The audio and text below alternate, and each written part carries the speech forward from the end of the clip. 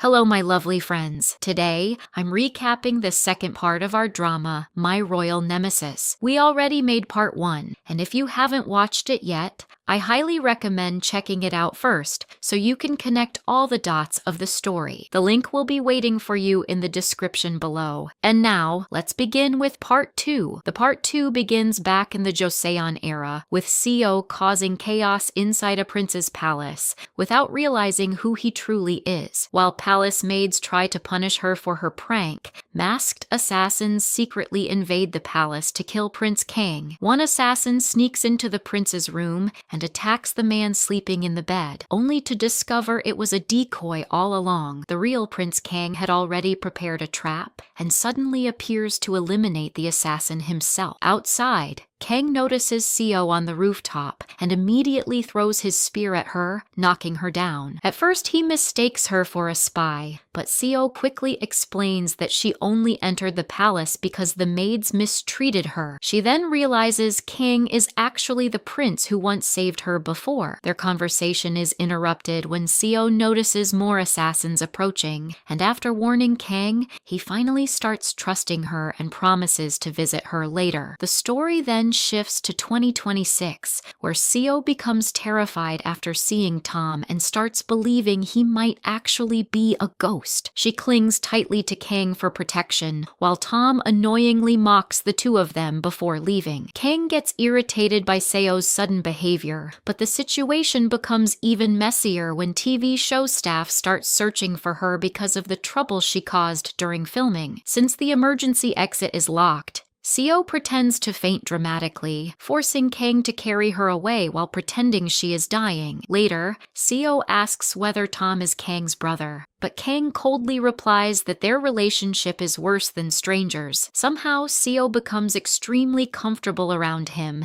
and even climbs into his car without permission so he can drive her home. During the drive, Seo gets motion sickness, and Kang panics more about protecting his brand new car than her suffering, which naturally makes Seo furious. Even so, he secretly starts caring about her and stops at a gas station to buy digestive medicine, although he acts embarrassed about it. Meanwhile, Seo notices Tom appearing on a television screen beside Kang and their grandfather, making her realize the entire family is dangerous. Wanting to escape, she accidentally takes Kang's bank card after a worker assumes they are together and hands it to her. Kang later discovers she disappeared with the card, just as he learns Tom has been sabotaging him at work and even planted a spy inside his company. Back at her apartment, Seo argues with the neighbor who helped her get a TV sales job and cleverly steals the payment he tried hiding from her. Meanwhile, Kang confronts Tom directly and warns him to stop interfering in his life. The story also reveals a painful childhood memory, showing how manipulative Tom has always been. Even as a child, he framed Kang in front of their grandfather to make him look cruel. In the present, Kang admits he believes weak people only get crushed, which is why he prefers revenge over forgiveness. At the same time, Kang quietly starts feeling guilty after realizing Seo's motion sickness was real. But while he worries about her starving somewhere,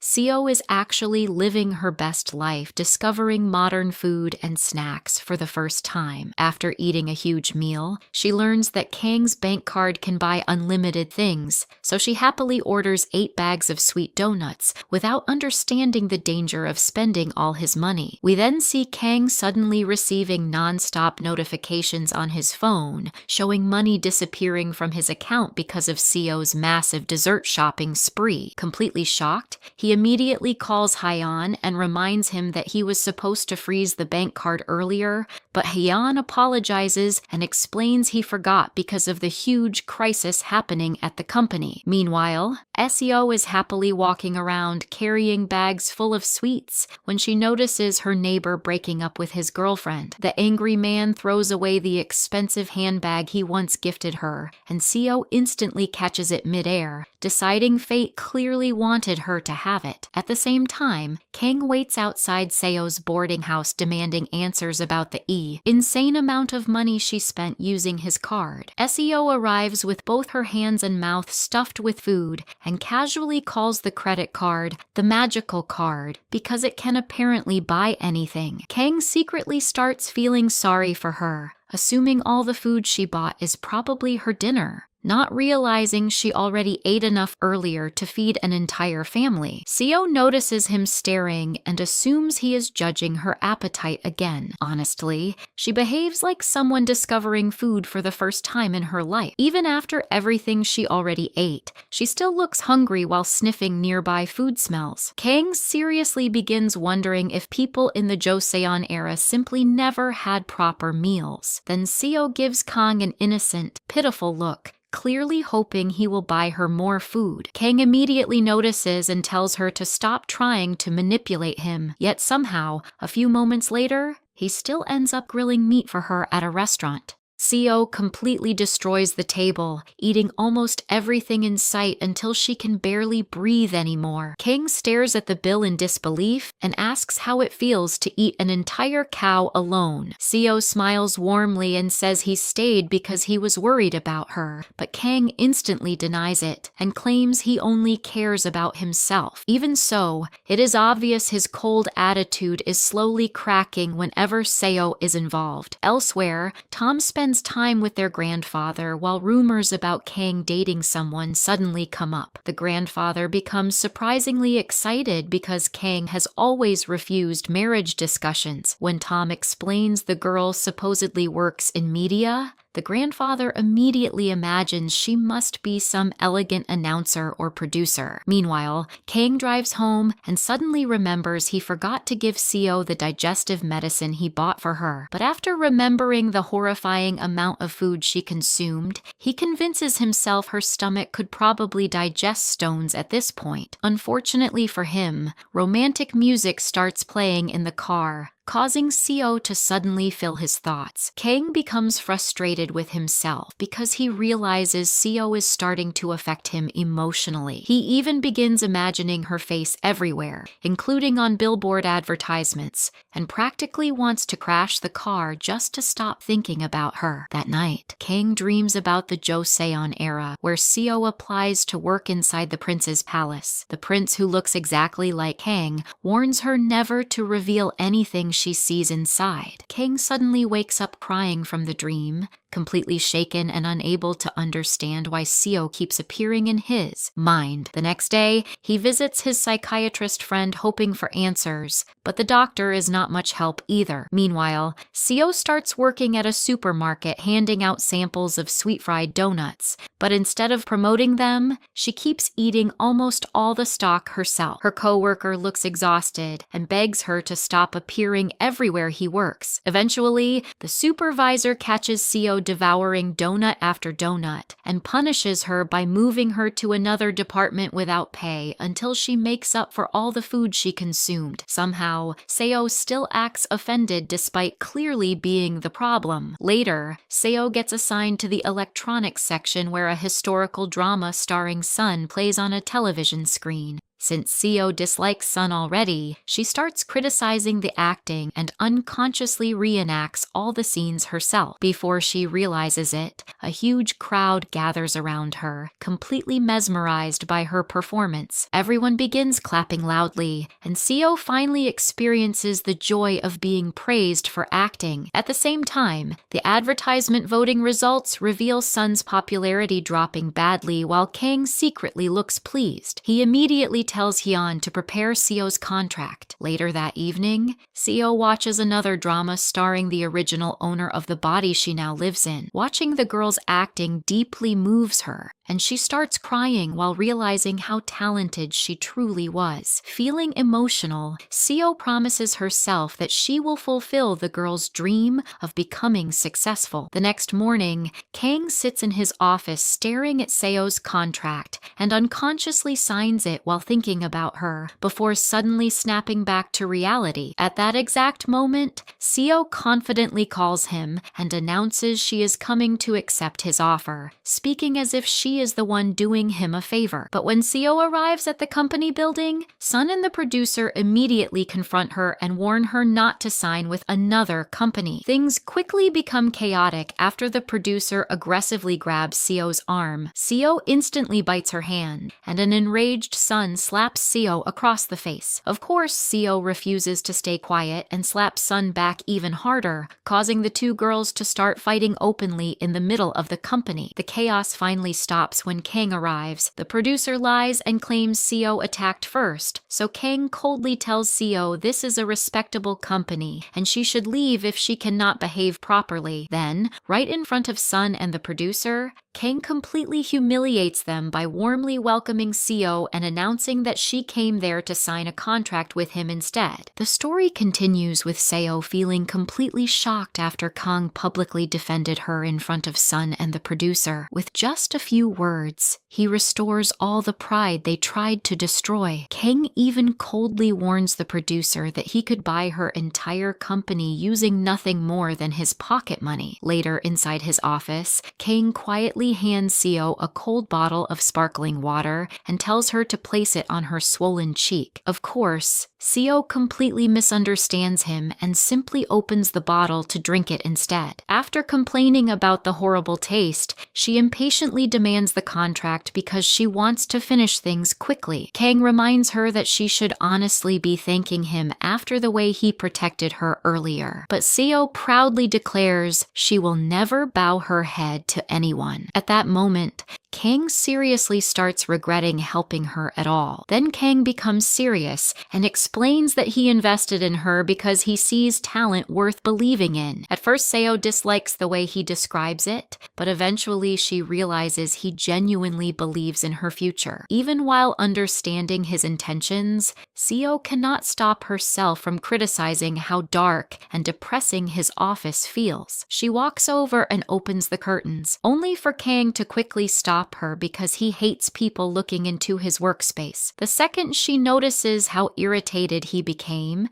she immediately regrets bringing it up. Later, Seo checks her reflection in a mirror and notices her cheek truly is swollen. Smiling softly, she starts thinking about how Kang keeps pretending he does not care, even though he is constantly helping her. Meanwhile, Kang cannot believe Seo has already become comfortable enough to casually talk back to him. Later that day, Seo meets a tiny stray puppy that stubbornly refuses to leave her alone. No matter how much she tries chasing it away, the little dog keeps following her while acting adorable enough to melt anyone's heart. At one point, she throws a rock far away, hoping it will disappear, but the puppy simply thinks she wants to play fetch and happily runs after it. At the same time, Kang attends a meeting where everyone finally agrees to include Seo in the advertisement campaign. However, Tom's spy points out that Seo is still tied to another company. Kang calmly replies that if problems appear, he will personally pay the penalty fees himself. And if necessary, he will simply buy the company entirely. Afterward, Kang visits his grandfather asking for financial support for his project. Even though the grandfather knows Kang mainly came because he needed something, he still agrees immediately. Surprisingly, the grandfather turns out to be very humble despite his wealth. Later, he visits a small local restaurant where the owner refuses to give him special treatment and tells him to wait like everyone else. She jokingly points towards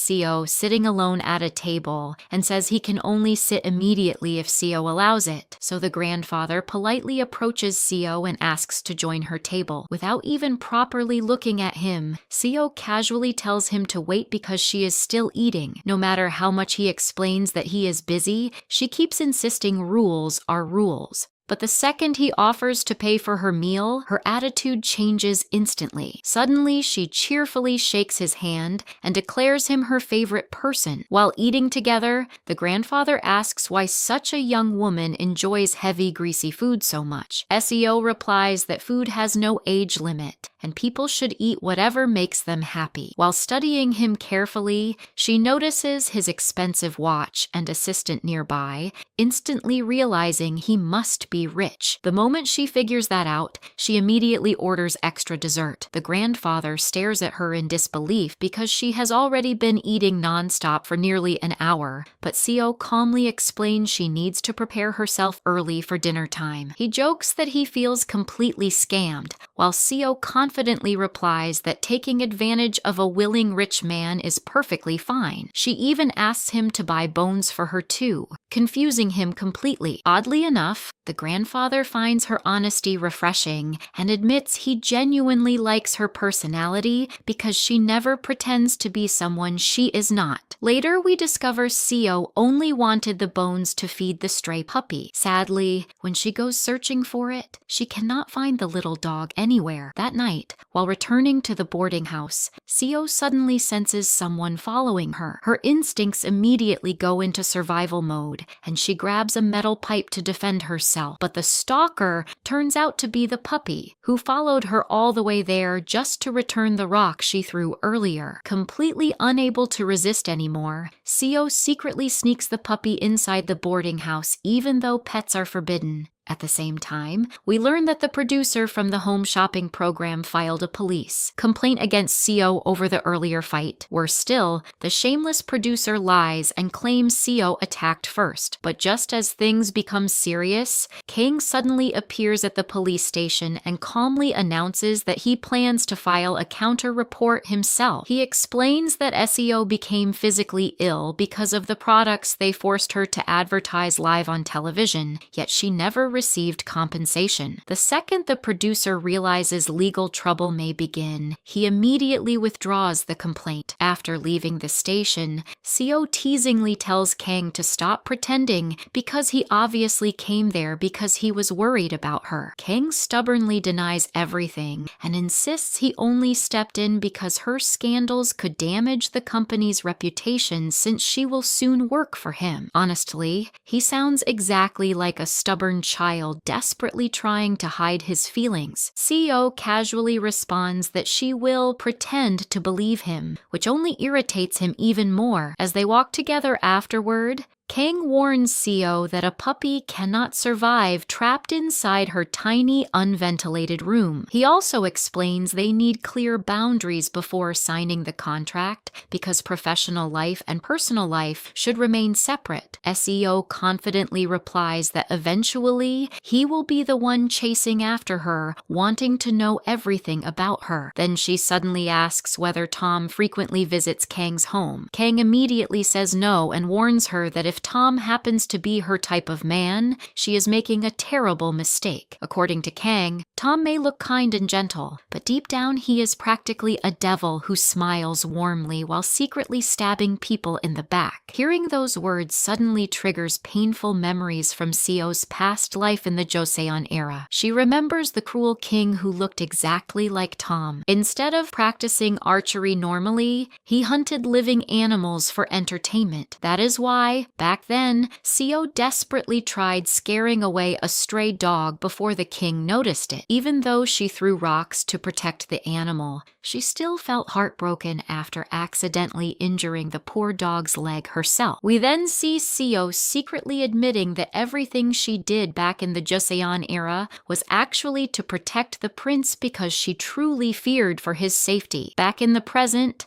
Kang keeps warning her about how terrible Tom is, but Seo suddenly relaxes after realizing Tom probably never visits Kang's house. Then, completely out of nowhere, she hands Kang the stray puppy as a gift and asks him to take care of it. Kang immediately refuses, but the second Seo softly says, "I'm counting on you," he folds instantly. A few moments later, reality hits him again, and he desperately calls after her because he is actually allergic to dogs. Even so, after arriving home sneezing nonstop and scratching from allergies, Kang still cannot abandon the puppy. The moment he imagines Seo screaming at him for throwing it away, he dramatically clutches his chest and says just imagining her reaction makes him sick. Poor guy suffers all night, but still prepares food, water, and a little sleeping area for the puppy anyway. The next day, Kang tries forcing Hyun to adopt the puppy instead, but Hyun refuses because his cat would never accept a dog. Meanwhile, Seo meets Sun and the producer at a fancy restaurant where she once again embarrasses everyone by eating enough food for an entire army, while the producer desperately tries convincing her not not to terminate their contract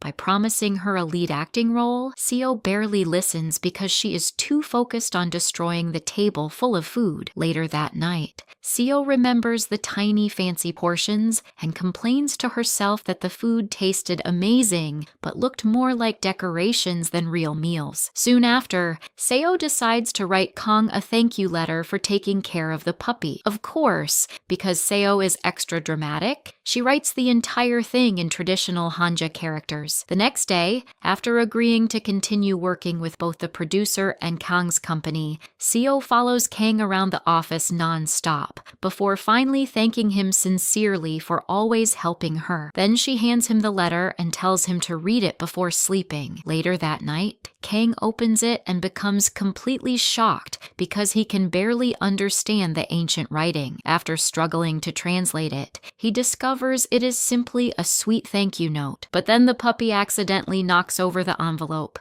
revealing a little drawing Seo made of him with words underneath calling him her amazing supporter. Unfortunately, Kang completely misunderstands it and convinces himself she actually wrote, "My beloved." The poor man immediately enters fantasy land while whispering to himself in disbelief, "She likes me." The next day, Kang awkwardly asks Yeon whether he has ever received a love letter before, instantly making Yeon suspicious. Meanwhile, Seo rents a tiny rooftop space so she can secretly build a proper home for the puppy. Around the same time, she receives a package from her grandmother and gets a call from the producer explaining her drama role. The funniest part is that even after the entire explanation ends, Seo still has absolutely no idea what the producer was talking about. Elsewhere, Kang keeps sneezing because of the puppy while Hyun reassures him that he already uploaded photos online to find the original owner. Deep down, though,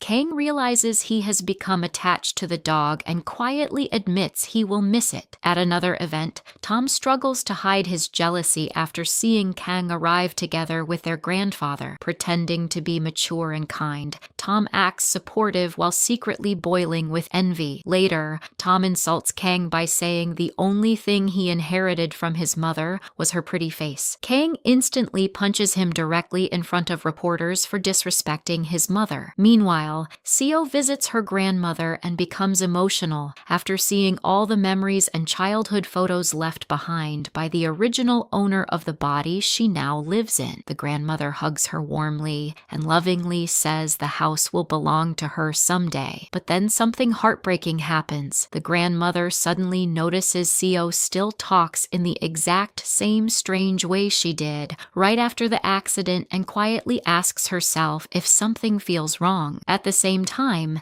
debt collectors suddenly invade the grandmother's home, throwing away her food and aggressively demanding repayment. The second they shove the elderly woman, Seo completely explodes with rage. She literally breaks one thug's arm and then starts beating up everyone else. Like the drama suddenly transformed into an action movie. Villagers nearby even begin filming the fight on their phones, while Seo destroys the gang members one after another. Right in the middle of the chaos, Kang arrives and immediately checks if Seo is okay. After defeating the final thug, Seo casually asks if he came because he was worried about her. Honestly, after witnessing her terrifying fighting skills, Kang is too stunned to even answer properly. Then the grandfather arrives too and becomes completely shocked by how dangerous Seo actually is. Seo happily thanks Kang for taking care of the puppy and explains she finally found a solution so she can take it back.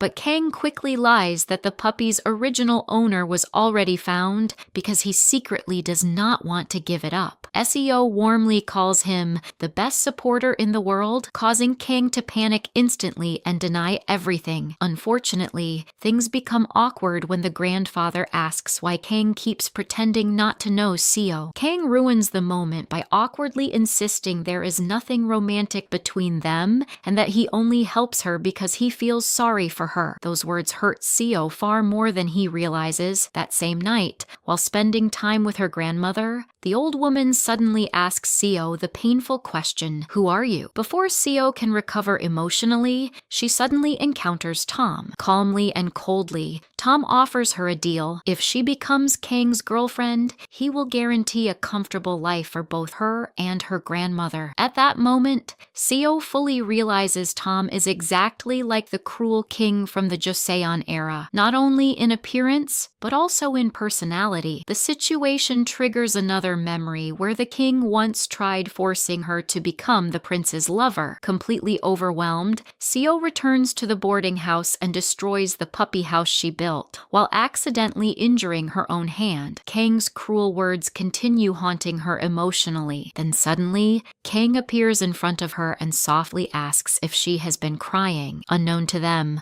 Tom sits inside his car nearby, secretly watching everything after following Kang there. Kang apologizes for hurting her earlier, but Seo angrily tells him to leave because the way he looks at her clearly shows he has feelings for her. Even then, with unbelievable confidence, she insists she does not need him at all. But for the first time, Kang refuses to run away from his emotions. Instead, he chooses to stay beside her because he finally wants to understand the feelings growing inside his heart for her. And here is the end of the part. To subscribe for part 3, and thanks for watching.